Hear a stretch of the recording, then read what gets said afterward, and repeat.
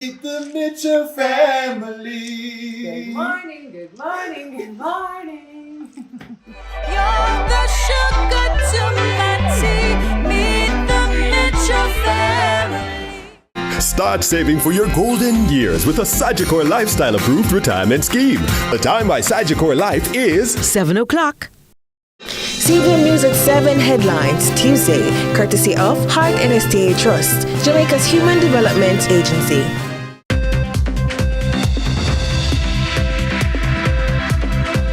In the news at 7. WikiLeaks founder Julian Assange released from jail. Local experts react. Lawyers appealing DPP's second tenure extension ruling says it was absurd. Not true. Medical sources tackle alleged misinformation surrounding woman's death. Also in the news, let there be light. Government commits to lighting upgrades for FIFA qualifiers. In the business news, tips and trends. And in sports, Reggae Boys to face Ecuador in crucial Copa America encounter.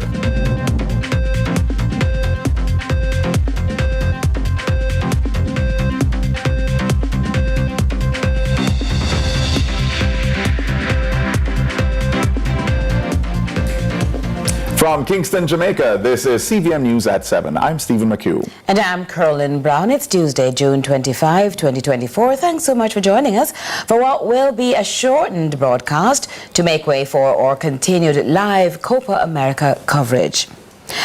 Lawyers representing the government and incumbent Director of Prosecution Paula Llewellyn are arguing in the Supreme Court her second tenure extension was constitutional. The argument being put forward is that the provision allowed the DPP to elect to retire anytime after age 60. Natalia Clark reports. The government is making good on its promise to appeal the Constitutional Court's ruling that the second tenure extension for Director of Public Prosecutions, Paula Llewellyn, is unconstitutional. The 5-day Court of Appeal began on Monday, June 24, with King's Counsel Alan Wood, who is representing the Attorney General, arguing the ruling was an absurdity.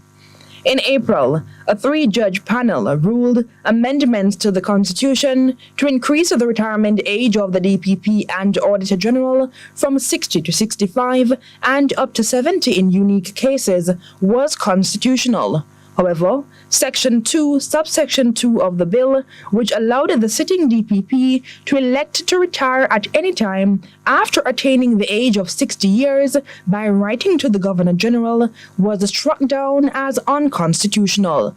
DPP Llewellyn's attorney, former Solicitor General K.C. Douglas Lays, on Tuesday argued that without this provision, future DPPs would not have the option to retire before reaching age 65 while securing their pension benefits. He says, having increased the retirement age, Parliament could not leave the matter of early retirement unattended. His argument is that Parliament had to ensure that the incumbent's right to early retirement was preserved by adding the provision. Lays says such a provision couldn't be enacted through the Pensions Act since the office of the DPP was established by the Constitution. He further posits that an agreement between the Prime Minister and the opposition leader was not needed for DPP Llewellyn's tenure to extend. This is cushioned by his statement that such a step only takes effect when an incumbent DPP reaches the retirement age, which is now 65. Llewellyn was originally slated to demit office in 2020 when she turned 60. She was granted a 3-year extension through to September 21, 2023. However, last year's lightning-fast amendment to the Constitution saw her being granted another 2-year extension with the Governor General's assent. Following the Constitutional Court's ruling that her extension was null, void, and of no legal effect, she stepped away from the post in April, making way for Claudette Thompson to act as a DPP while the matter is appealed. Court resumes on Wednesday before the 3-judge panel. Natalia Clark, CVM News. Sources close to a matter in which an elderly woman died at the university hospital have since reacted to recent media reports on the incident now under investigation. The sources, who wish to remain unnamed given the sensitive nature of the case, says it's only fair to set the record straight about the patient's care prior to her passing. Nika Lewis reports. It was only this month that the health minister ordered a high-level probe into the circumstances surrounding the death of a patient who was briefly housed at the Falmouth Hospital in Trelawney. However, that patient, according to highly placed sources, was never a patient of the Falmouth Hospital and was only granted space there while being treated by doctors at the Cornwall Regional Hospital. When asked why the patient would be granted a bed at Falmouth if she was a patient of CRH, one of 3 Type A hospitals in the country, the sources ventured further. One advised that the patient was taken to the Type A facility to facilitate a neurosurgical operation, reminding such resources are not typically found in Type C facilities like the Falmouth Hospital. However, when the renovation of the main Western Regional Health Facility began several years ago, a decision was taken to use a section of the Falmouth Hospital to house some of their special care patients. Such, it was alleged, was the case when this elderly patient was brought in. However, it said that ward could not facilitate the patient, and she was instead brought to a bed elsewhere on the facility on another ward. Sources say the ward she was brought to was an interim measure to facilitate her transfer either back to the CRH, where the surgery could be done, or the next option to the UHWI, the other Type A hospital. Sources insist not only did CRH doctors tend to that patient as their own, but added the only time Falmouth doctors offered care was upon the instruction and advice of those from the CRH, which they insist was on the rare occasion. It's why they are now irked by media reports suggesting the patient died at the Falmouth Hospital, which they remind is simply not true. This as the patient was transferred the Thursday from the Falmouth bed after finally granted space at the UHWI, where she was admitted 3 days before her passing. The patient's relatives have since taken to social media demanding justice for alleged poor treatment and negligence at the Falmouth Hospital, which the sources say is unfair. And concerning claims that the patient's medication was stolen by the staff and sold, one source vehemently shut it down. The source says instead the medication was packed into the patient's bag for transfer to the Cornwall Regional Hospital. But after delays in the transfer, she allegedly missed a dose. It's understood checks were made. The medication was indeed found in the patient's bag and another dose administered. The incident forms part of several investigations now ordered expedited by the Prime Minister amid much criticisms and calls for heads to roll. Nika Lewis, CVM News. Government is taking swift action to address critical infrastructure concerns at the National Stadium to ensure it meets international standards for the upcoming FIFA qualifiers. Sports Minister Olivia Grange gave the update in Parliament today. Ramon Gordon has the details.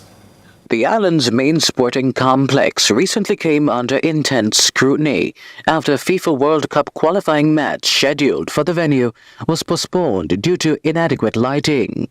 There have also been ongoing concerns about the state of infrastructure there, with the opposition earlier this month calling for major upgrades. The Finance Ministry has heeded that call with an emergency $75 million allocation. Through this framework, a team of architects and project managers from the UK held discussions with my team at the Ministry of Culture, Gender, Entertainment and Sport.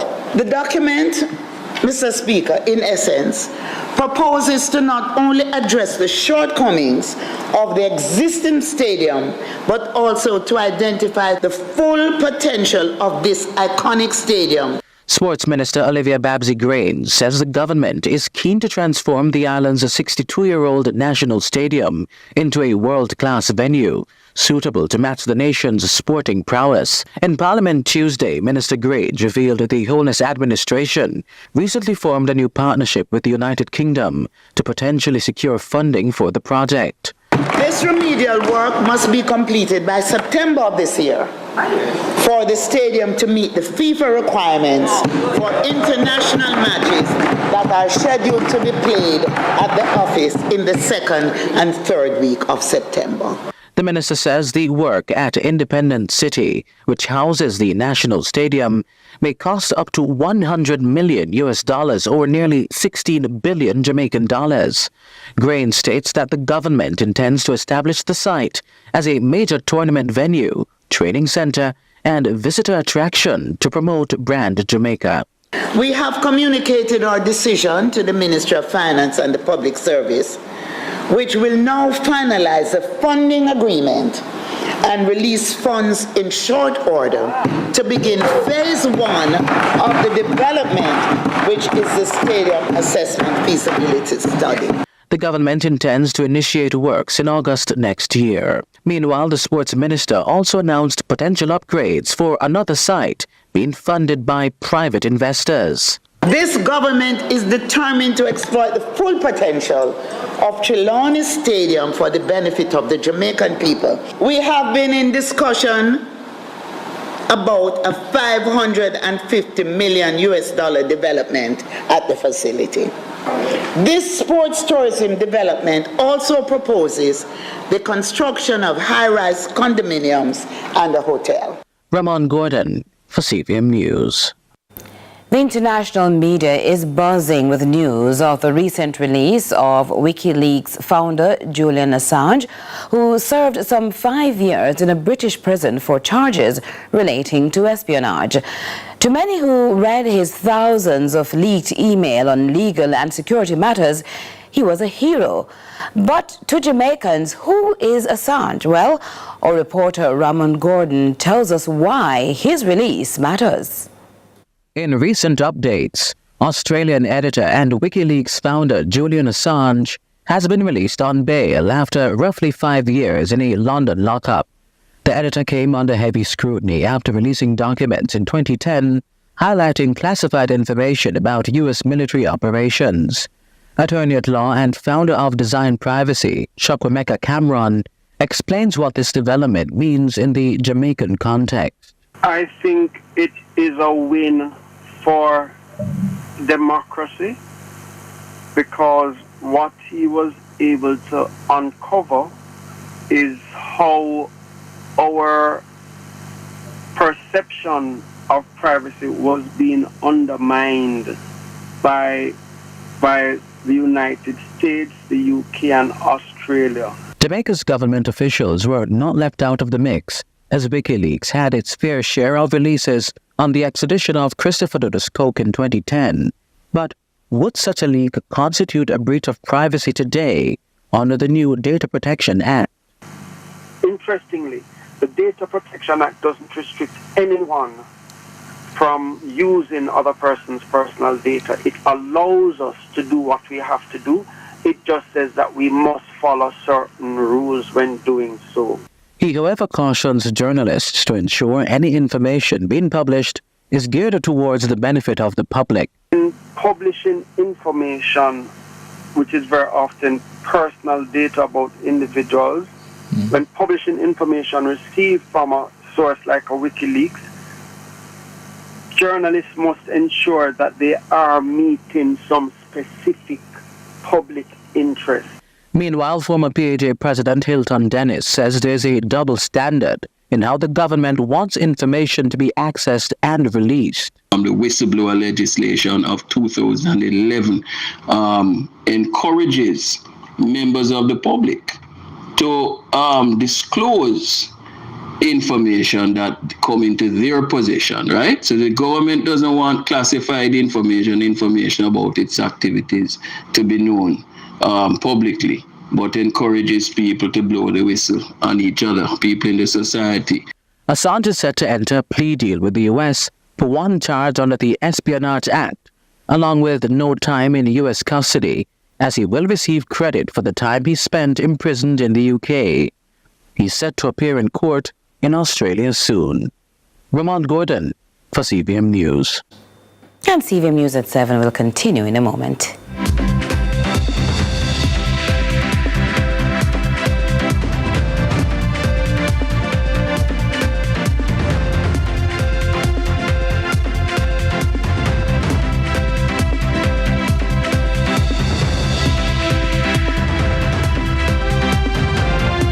7 Headlines Tuesday, courtesy of Heart NSTA Trust, Jamaica's Human Development Agency. The new KFC Cheats a Zinger. Crispy, spicy chicken topped with marinara sauce, mozzarella cheese, and pepperoni in a brioche bun. Available for a limited time. KFC, it's finger-licking good. After months of preparation, Jamaican athletes will clash at the J3A Puma National Senior and Junior Championships at the National Stadium, June 27 to 30. For tickets to the Summer Olympics in Paris, Olympic champion Hansel Parchment, plus Oblique Seville headline the men's division, which also includes Rashid Broadbell, Rashawn Clark, Jaden Hibbert, Hakeem Blake, Johan Blake, and Julian Fort. Olympic and world champions Sharika Jackson, Elaine Thompson-Hera, and Shelly Ann Fraser-Price, along with Rochelle Clay, Shanika Ricketts, and Danielle Williams, will make the action pulsating on the women's side. That's the J3A Puma National Senior and Junior Championship, June 27 to 30 at the National Stadium. It will be sensational.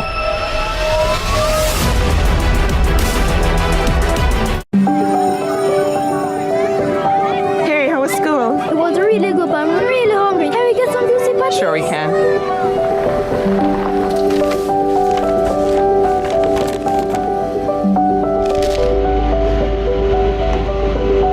I never see a boil up patty like you.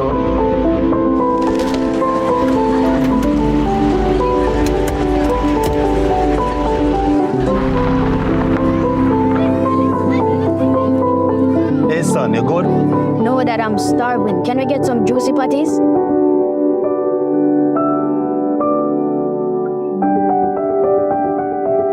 Celebrating over 40 years of everyday moments. New Budget Supplies June end of month blowout. 6 days of non-stop saving June 24 to 29. Up to 20% off on toilets, slat wall, BH paints and doors.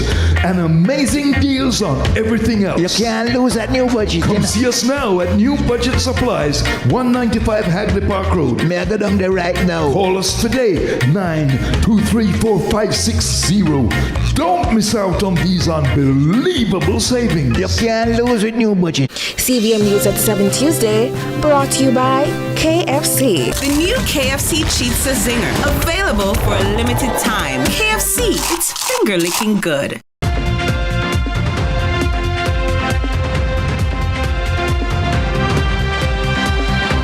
Welcome back. We now go to our business feature, Tips and Trends.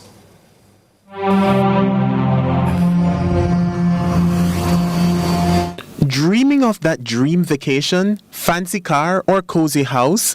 Well, guess what? Your investments can make those dreams a reality. By setting specific lifestyle goals and aligning your investments with them, you're not just building wealth, but also crafting a roadmap to turn your dreams into everyday moments. So, how can you raise a toast to your future self and start investing towards the lifestyle you've always imagined? That's easy.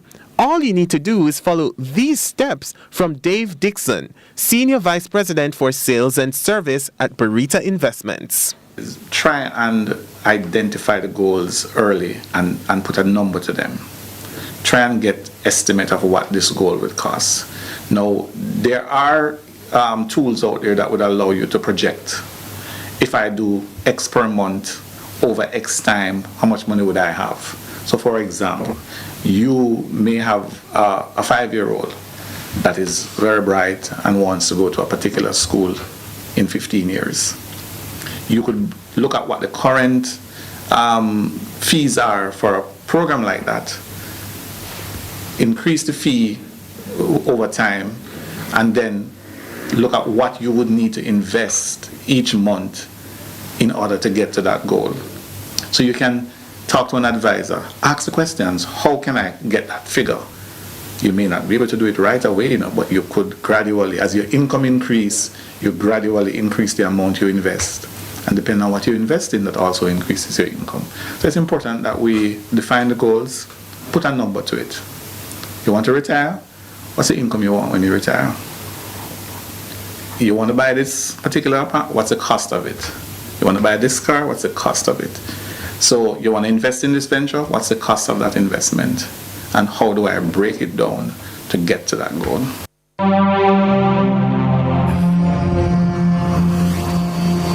And now for our regional and international news.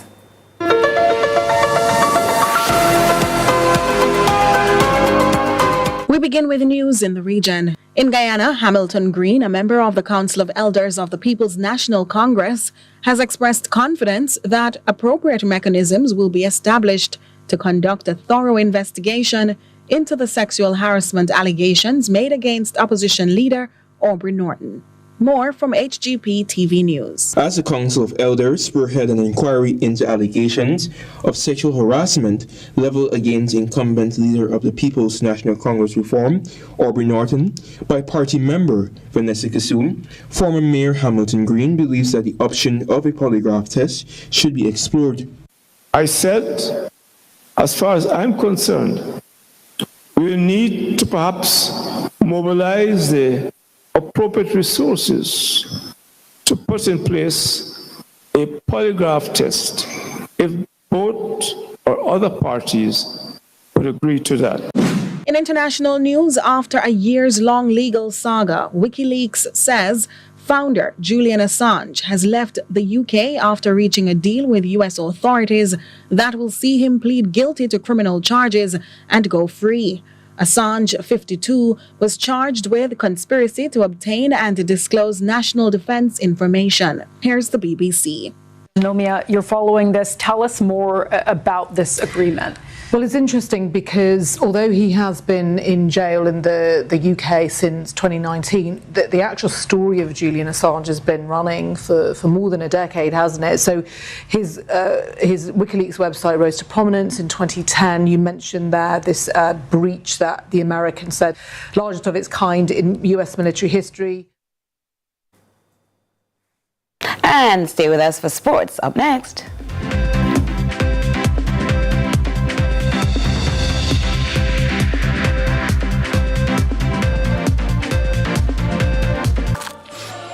The new KFC Chizza Zinger. Crispy, spicy chicken topped with marinara sauce, mozzarella cheese, and pepperoni in a brioche bun. Available for a limited time. KFC, it's finger-licking good. You good, Mark? No, I know. From what day I have these terrible heartburns. I don't know why. What kind of food you eating? To tell you the truth, I mostly eat fast food. I live alone and I'm too busy for cook my youth. That's your problem. You're eating too much processed food and building up trans fats. Trans fats? What that? Trans fats is a type of fats in a processed foods like fried chicken, fries, donuts, and them things there. So how that cause heartburn?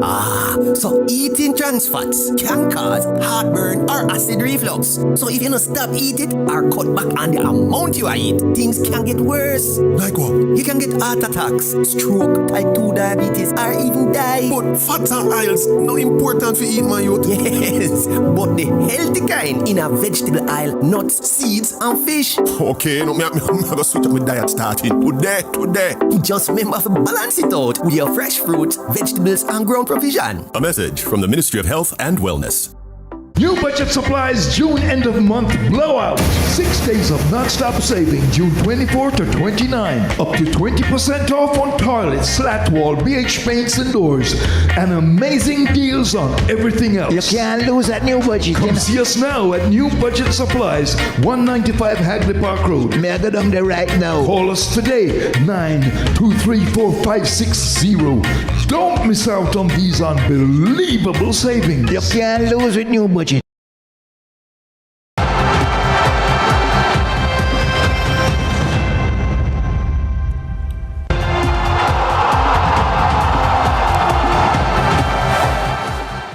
Good evening and welcome to Sports. I'm Angelique Virtue. The Copa America tournament is where we kick things off as CONCACAF entry Canada had a 1-0 win over 10-man Peru in action from Group A earlier today. Jonathan David scored the all-important winner for Canada in the 74th minute after Maximiliano Araujo was red-carded in the 59th minute. Fan Central continues later this evening at 7:30 on CVM when defending Copa America champions Argentina square off against Chile. Kickoff is scheduled for 8 p.m. Meanwhile, on Wednesday, Jamaica's Reggae Boys will be aiming to bounce back from their 1-0 defeat to Mexico when they go up against Ecuador at the Allegiant Stadium in Las Vegas at 8 p.m. Jamaica time. Ronaldo Adams is our reporter on location and filed this Copa America report. The Copa America report brought to you by KFC, Ray & Nephew, Courts and Sunshine Snacks. We're here at the Betty A. Wilson Sports Complex right here in Las Vegas, Nevada, where it's very, very sunny. It's very, very hot. Nonetheless, the Reggae Boys are out on the field getting ready for their match against Ecuador in the second fixture of their Copa America campaign. Jamaica is gearing up for a high-stakes showdown against Ecuador at the Allegiant Stadium on Wednesday. Reggae Boys goalkeeper Shaquan Davis emphasizes the need for the team to adapt to the conditions and to secure the crucial 3 points. Comparing to Las Vegas, I'll say Houston is like winter right now. Las Vegas is hot. It's